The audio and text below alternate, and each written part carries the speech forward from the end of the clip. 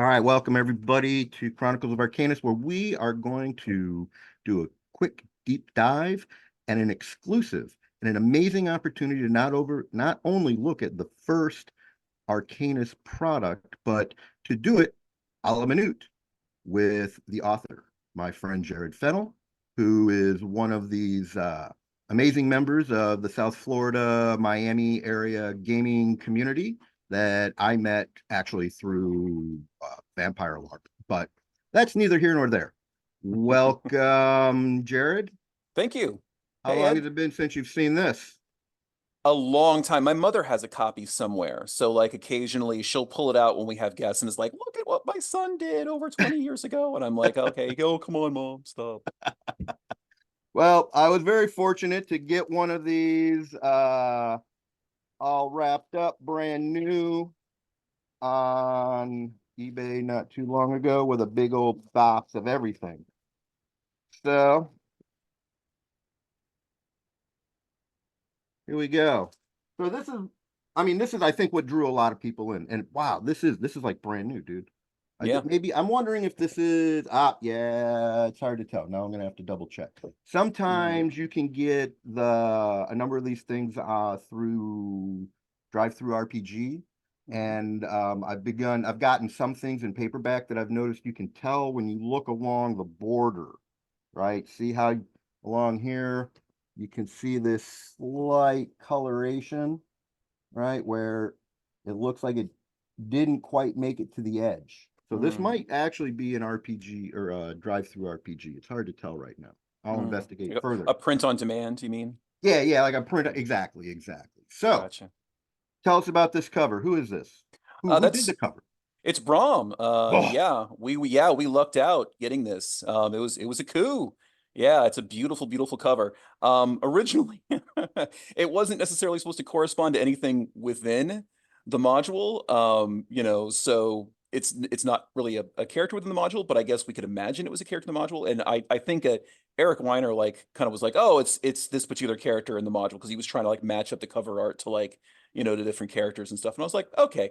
I honestly I have not looked inside this module for probably close to 20 years, so I don't really remember the awesome. contents really well. Me either. So I So couldn't I couldn't tell you. that's what I saved it for. So let's see what we got here.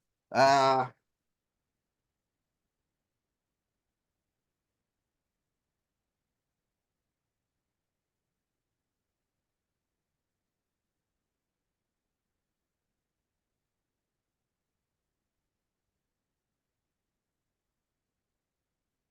If you're talking, I can't hear you, Ed.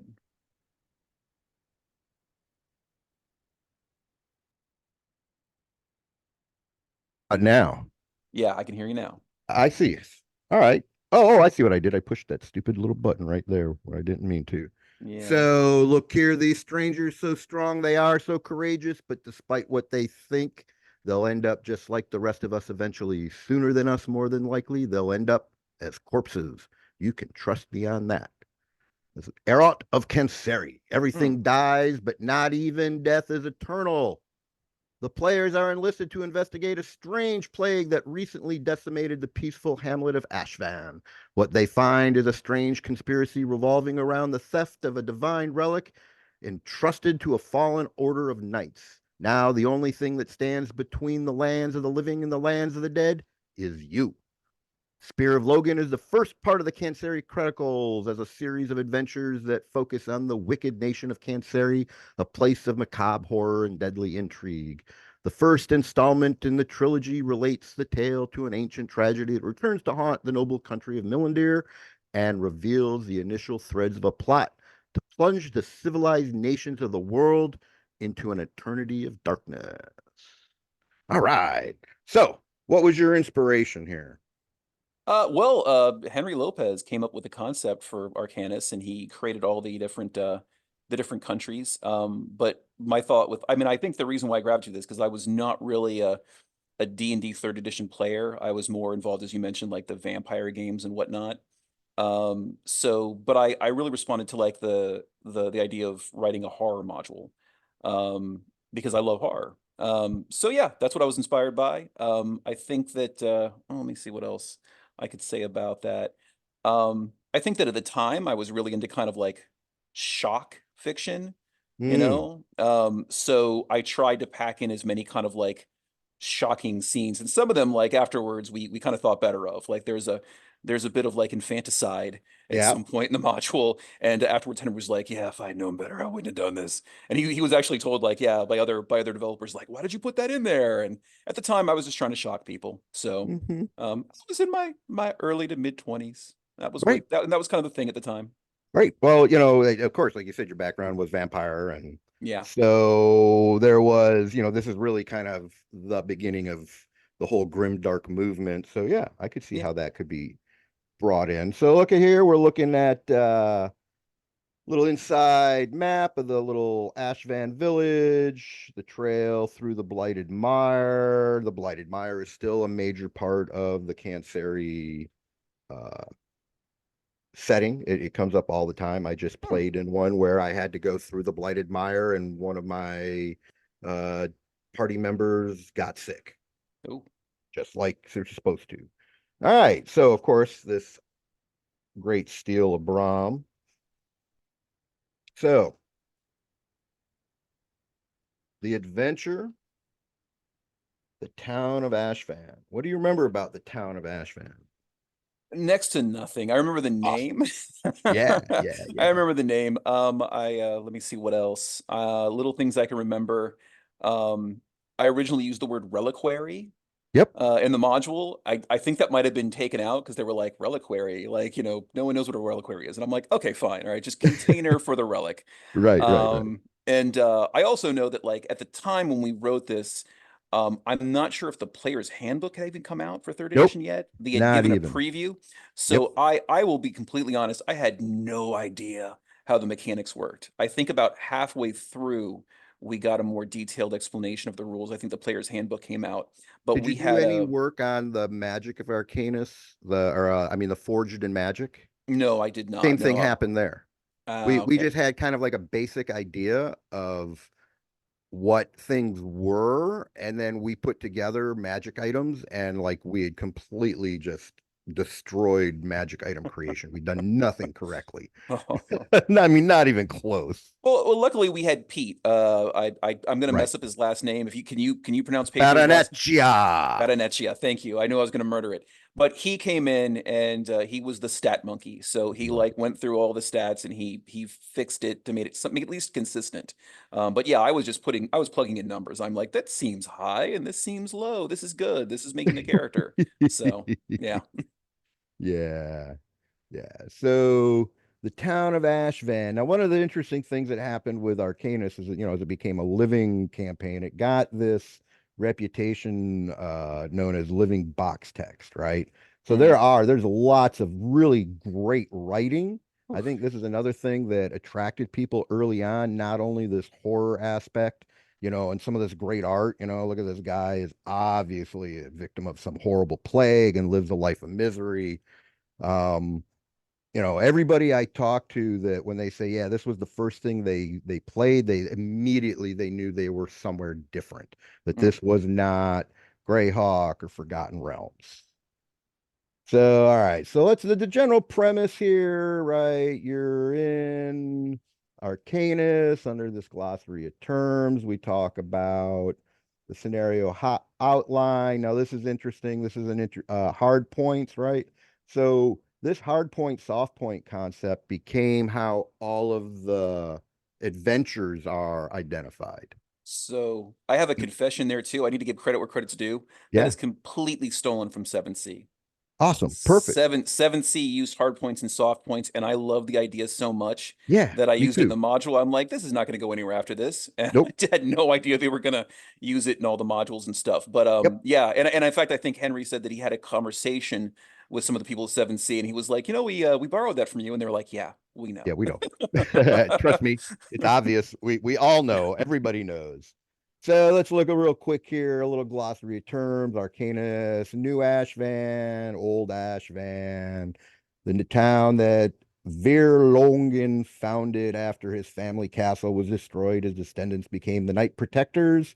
And then the ancestral home of the Lohgin family, now a blackened husk due to the mystical forces that Jude Lohgin has unleashed here. Does that help you remember anything about the plot? A little bit, little things spark up like Yeah, yeah. weird or vir, I think is means man in Latin. So I Mm-hmm. think that I was trying to get across something about Milandir, that they were like, extremely masculine, very manly men. Right. Yes. Yeah, Yes. just weird sparks here and there. Yeah, so like, yeah, neurons are firing as you read this stuff. Yeah. Sure. The Lohgin family, a family of knights favored by Alir and personally protected by the Valinor of Alir, Numa. Numa gave the Lohgin family his own spear engraved with the holy word of Alir. Due to the member of the family who converted to the worship of Neroth, the spear was broken and the Lohgin family fell from grace. The last known descendant of the Lohgin family recently died of plague. Mm, neat. Okay. Yeah, it's coming back. Yeah, yeah. So, what it does, this is a great little setup. It's a classic hit the town, walk around, meet people, figure out what's going on. So Oh, let's look at you were not kidding about the box text. I'm looking at it. Um, yeah, I think the original plan was to really try to give people a feel for like what this was supposed to be like as fiction by having the 100%. box text. I think it also made it easier people running it because they could just revert to the box text and then jump to like they could just read out the box text. They didn't have to really even pre-read. They Hmm. could just run the scenario and then read some quick DM notes and then run it from there. The downside is that I think a review I remember way long ago was like, well, often player decisions are made in the box text, which is not cool. It's very railroady, Hmm. which I don't think I recognized at the time. But yeah, yeah, good, point granted. Yeah, well, so I'm going to tell you, so player agency, of course, is an ongoing topic in gaming these Hmm. days, and because this is where we start getting into kind of the good fun, bad fun dichotomy of figuring out what it means to play. And I feel personally, if you are coming to sit at my table to play, there's the quote unquote social contract that we're going Hmm. to play and enjoy. And I mean, I love my gamers. I love my gamers, but man, sometimes they are so obstinate that, Mm. they have this thing that they just have to do, or the plot makes them do something that is against their character. My character would never do this. Well, in a home game, that's okay, but eventually, this became living Arcanus, and that Hmm. was, the goal from the beginning. So you got to have some buy-in to the setting. Right. You have to give away a certain amount of agency of yourself so that the agency of the story can be prominent. Right. Right. And what And I go yeah. ahead. Sorry. Go Well, so ahead. what I was going to say is all this early box text did exactly what you wanted. Hmm. That again, everybody I talked to, even in the first through the first year, because I judged regularly for the first 2 years in conventions, and I would read the most important parts of the box text because that was really important, that you got the setting, you got the theme, you got the Hmm. motifs. You began to realize again, this isn't Gary Gygax D&D. This is something different. Hmm. Oh yeah. Yeah. Like a more morally ambiguous kind of like, setting. Yeah. Right, right. Yeah. So, so here we start out in the very beginning, the hard point. You've got to show up to the town, otherwise there's no adventure. Hmm. Then along the way, you can encounter victims of the plague. You can find out that there's nobody in the town watch. There's nobody seeing, overviewing the protection of the city or the little town, other opportunities to meet some NPCs, and then boom, we come to a hard point. Bandit attack. After the bandit attack, so you come upon a group of 6 townspeople led by a portly merchant who are trying to put out a house that's caught fire. The culprits seem to be a group of dozen mounted bandits. A number of them are interfering with the firemen's efforts, and the firemen have drawn weapons to defend themselves. The outcome is a foregone conclusion. These 6 brave souls will be slaughtered unless someone comes to their aid. Now, one of the interesting things I think when we talk about the moral complexity is there's no imperative here, right? And in Arcanus, the characters don't have um, alignment. Right. So there's no imperative that I'm lawful good, I must step up. What there is I have, an ethical obligation to my fellow human being, or I belong to the Church of Beltane and we always help, things like that. And that's one of the things I really liked about this adventure and the setting. These are the kinds of things I thought you brought in really well. Oh, thanks. Yeah, Yeah. one of the things that bothered me about, I guess, at the time D&D was that the way I saw people playing good characters was more of a they were hammering people with their righteousness. It was more of a way to sort of, because everyone was expected to have like a baseline kind of conduct, right? We all Mm-hmm. work together, we cooperate, and we get money. Like we get the rewards. And my thought was like, well, being good should be kind of hard, but you should want to do it. You should want to do it for its own sake, but it should be a difficult choice sometimes. I want to see a paladin, for example, not walk around and just be a prude to everybody, or like, kind of like be a, be insufferable because he's lecturing everyone, but instead to really struggle with like moral decisions, like, do we do this? Do we do that? That's like, now it's coming back to me. There's a scene, I think, in the next module in Nishanpur where like, you realize that the culture of Cansari is warped. They have customs which are inhuman.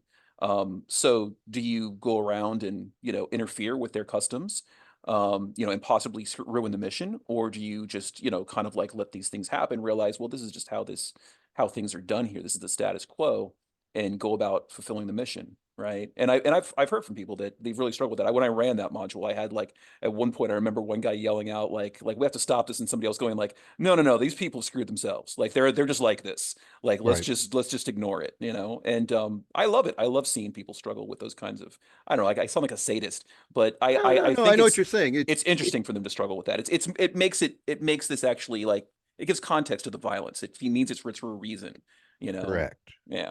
And so it becomes part of the cognitive development of a really good gamer, I believe. And this is why I think this stuff is important.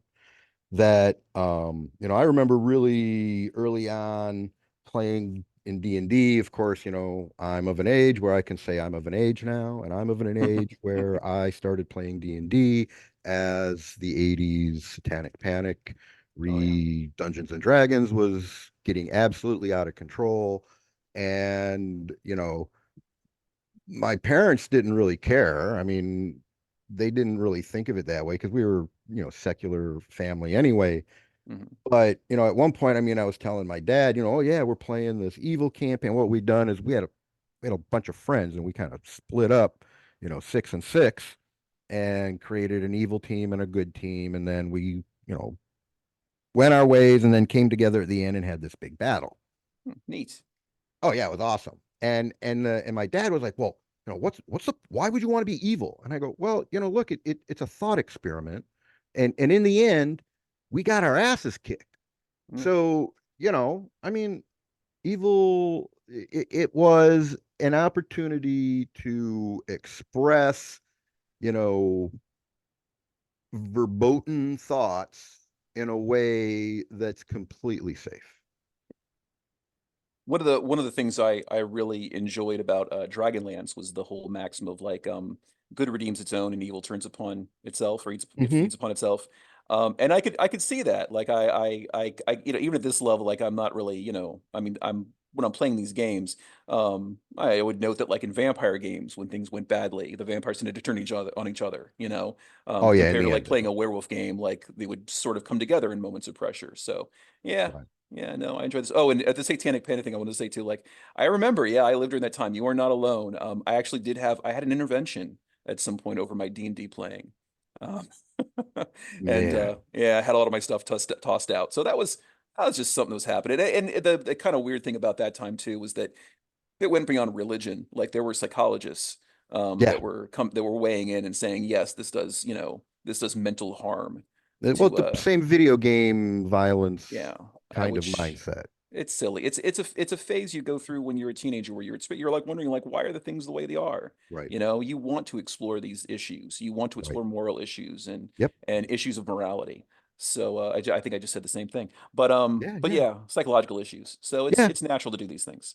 Right. It's and like I said, it's part of cognitive development. Yeah. I think that if you don't get through these stages, if you're kind of stuck back there, then perhaps it makes you more easily pulled into certain extreme thought patterns that just allow you to stay in your own little world without ever having the opportunity to even think about what it's like to be a different person. Yeah. We've had discussions about this before, Ed. I will go Yep. wink, wink, nudge, nudge, Yep. and Yep. and Yep. we Yep. can move on.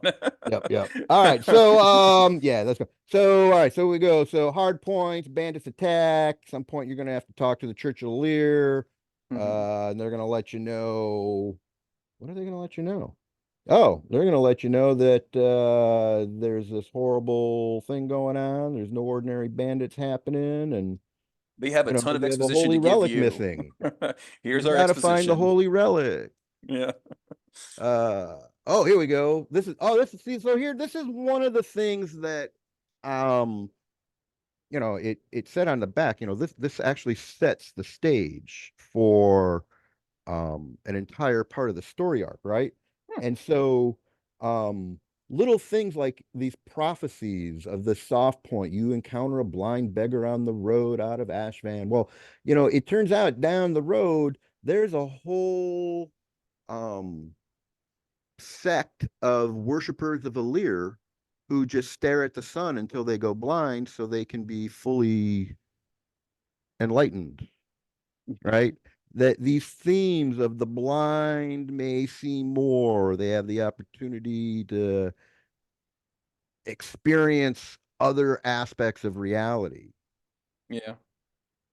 Yeah, at the time, I think I was really into like kind of the idea of ecstatic religions, like it push Mm-hmm. your body to extremes, and you see that there's a scene which is on reflection pretty meaningless in Blood Rain of Nishapur, where like there's a bunch of people that are like being hung upside down, and Mm-hmm. like now I look at it, I'm like, what does this have to do with anything? But I think at the time I was like really fascinated with the idea of like kind of cults, Mm-hmm. that kind of thing. So yeah, Well, yeah, I mean, cults is a big part. It's a big part of the setting, right? I sure. mean, that part of the background is there was once a universal pantheon of man, and Hmm. then there was a sundering of the first imperium, and in times of terror, and during those times, the individual churches and worshipers started focusing on either just aspects of deities or only a specific deity, and there's all kinds of cults. I know what you're talking about. It looked kind of extreme for extreme stake, Yeah. but it also again set that tone that Nishampur is a really weird place. Yeah, yeah. Well, and I think I would think that also Milandir a little bit. I mean, these guys are worshippers of Alir, so and because you don't have sort of like an authoritative figure that's telling you how to interpret like Holy Scripture or whatever, you have different groups that are interpreting like the doctrine and exercise it in different ways, which I think is also kind of cool with the setting. Like I remember originally when I there's a oh wow, this is this module, right? There's a druid of Kinseri who's true neutral, and people were like, no, why would he be neutral? Like like Neroth rather. Neroth is Hmm. evil, and I was like, no, not No. Neroth. Neroth has no alignment. Like he's probably, I imagine that he probably had some good followers out there that were like all about respect for the ancestors and maintaining funerary practices and stuff like that. So yeah, no, neat. All right, sorry. Yeah, memory lane. Sorry, go ahead. Yeah, no, it's awesome. That's what we're here for. That's part of Sure. it. So here we go. We're going into the Blighted Mires. The cold road runs for another day away from Ashvan, and then there is a noticeable change in the terrain. Lichen covers the roads, cobblestones, trees become more sparse, and those that still live on are struggling with creeper vines and weighed down by shroud of moss. The players begin to sense a palpable presence about them, almost as if the land has become spitefully aware of them. Animals become extremely nervous, and their owners have to fight with them to get them to continue. So this is like, I think development of a writer as a game designer. The only thing I saw here, like, oh, well, you're pushing them. Well, the players begin to sense a palpable. As a DM, I'm going to say, I'm not going to tell you, you begin to feel a sense. I'm Yeah. going to describe the setting in a way that doesn't, that allows them to come to that conclusion, Yeah. right? Show don't tell. Yeah, I got you. Yeah, yeah. But there again, what this was your first big um product, wasn't it? Sure, yeah, yeah. This is the Yeah. first thing I wrote. Well, also I'm reflecting like it's what I think is kind of funny is that that I wrote about a city surrounded by or right next to a giant swamp, and we're both from South Florida. So maybe I was channeling like the experience of going from like being in Miami to like, Alligator Alley, Yeah, and yeah. I was like gonna looking say you ought to get around. going across the bottom. Yeah. Right. Yeah, yeah. All right. So then we got one of these soft points. So you've got the miasma, which just makes you sick if you're not careful, if you're not healthy, or high constitution check, opportunity for a little combat. And there's always one of these swamp hermits. You've got to have some hermit along the road. It's just a tried and Yeah. true trope. Yeah. After traveling through the swamp for a few days, you spot a hut built on stilts situated a good 50 yards from the cold road. Around the hut is a shallow lake, and once you approach, you spot a dirty little old man fishing up on the edge of a platform the hut is built on. He spots your group and waves a hand at you, shouting, "Come on up if you like. There's a raft there you can use. I usually swim myself. Don't know why I bothered with it in the first place." And then there's this cool little Yeah. guy right here. Gonna offer you some swamp grub. Yeah. Sinking necropolis. So that take now we get into the meat of it. You come across Reavers for the first time. Mm. Um, I played in a Canceri intro mod the other day. Still had to deal with the Reavers. Hmm. Same. All right. So we have this pier knight and the gate. So who is this? As you approach the main gate into the keep, you spot an imposing figure standing in the doorway, sword drawn, hanging at its side. The figure is wearing the ancient regalia of the Lohgin household and has a helm tucked under one arm. As you draw near, the apparition meets your stares with eyes made of smoke and embers. His skin is pale and drawn, his visage normally given to gravity, but a look of surprise suddenly comes over him. My friends, how can it be? I thought you died fighting that. No, you are not they. Who disturbs Vir the accursed? Hmm. And yeah, and then there's a little story about he's the brother of Jude the apostate. Gives you a Yeah. little background. I like the illustration there. Nice. The Yeah, eyes. Yeah. yeah. And let's see, the Maiden's Vanity. Oh, the Delusion Witch. Mm. Yeah, yeah. I think that was the one that Eric was like, yeah, the person on the cover, that's the Delusion Witch. And I was like, okay, yeah, sounds good to me. So Okay. that is in theory the Delusion Witch. That is in theory the Delusion Witch. All right, all right. We got some Maggot Men. We've got the Torture of the Thrall. You remember what the Thralls are? Oh wow, I really do not. Me You're gonna either. have to refresh my memory. Oh, it's just a. You hear soft weeping from down the hall and notice what looks like a taut, quivering red cord running around a corner and heading toward the sound. The weeping comes from a thrall, a huge, brutish creature with tusks, created by one of the dark gods toward the beginning of the world. The red cord splits into hundreds of tiny threads that have pierced the skin of the thrall's back, and they are pulling him toward the source. The source is the Sinu demon in Encounter H. The monster has braced itself against a door frame leading into an empty room to resist the pull of the red cord. Yeah. Huh. Okay. I guess Yeah, this was again to test people like, are you going to save this thing even though it looks like a monster, or are you right. going to let it, suffer? Well, yeah, Yeah. exactly. Because here's Hmm. this monster, and so if the characters try to free the thrall, they may do so by hacking through the cord. The AC of the cord is 18. If the cord is struck once, it extracts the stuff from the thrall and retreats. The thrall falls to its knees, gives the characters a look of very human gratitude, mumbles something in a mysterious language, and dies. Yeah. Okay. Yeah. No reward for you. Just this sense that No. you got you did a good deed possibly. Yeah. You Yeah. get experience points. That's all it Oh. said there. Okay. There you go. Yeah. So and then, all right. So now this is a little of the background to set up. This is actually what the story's about. The study of Jude Logan, who was the younger, twisted, malformed son. Oh, is this the one you were talking about here? Oh, this is Yeah. a Those are joyous little, the baby the undead. cold Yeah. infants. Yeah.